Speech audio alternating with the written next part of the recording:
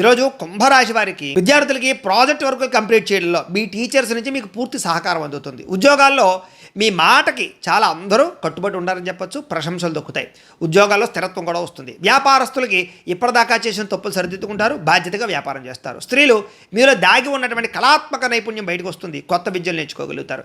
ఇతర దేశాల్లో ఉండే వారికి స్వదేశంలో ఉన్న మీ తల్లిదండ్రులకి సంబంధించినటువంటి ఆరోగ్యం మెరుగుపడడం మీకు చాలా ఆనందాన్ని ఇస్తుంది. ఆర్థిక లాభాన్ని కూడా పొందుతారు. వృధా ఖర్చులు తగ్గించుకోవడం వల్ల మీ చేతిలో డబ్బులు మిగులుతాయి. అప్పులు తీరతాయి. కొత్త అప్పులు పడతాయి.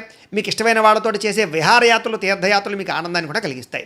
ఇంట్లో శుభకార్యానికి సంబంధించినటువంటి బంగారు నగలు కొనడం కానీ, ఇంట్లో పూజలు చేయడం కానీ మీకు బాగా కలిసి వస్తుంది. ఈరోజు మీ సహనం వల్ల ఒక పెద్ద గొడవ తగ్గుతుందని చెప్పచ్చు. ఈరోజు బాగా నిద్రపోవడం వల్ల, ఆహార అలవాట్లలో మార్పు తీసుకురావడం వల్ల, వ్యాయామం చేయడం వల్ల మీ అనారోగ్య సమస్యలు తగ్గుతాయి. ప్రేమ వివాహం కానీ లేదా రెండో పెళ్లి ప్రయత్నాలు కానీ చేసేవారికి ఈరోజు ఒక మంచి సంబంధం కుదురుతుందని చెప్పచ్చు. ప్రేమించిన వాళ్ళతో పెళ్ళి అవుతుంది.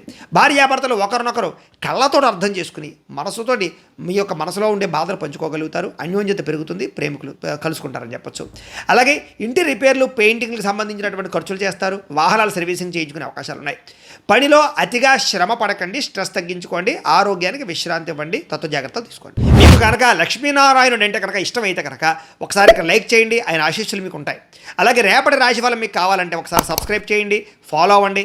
ఇక్కడ కనపడుతున్నటువంటి లింక్ మీద మీరు క్లిక్ చేసినట్లయితే మీకు ఈరోజు ఇంట్లో లక్ష్మీనారాయణ స్వామివారికి పూజ ఎలా చేసుకోవాలో వీడియో వస్తుంది.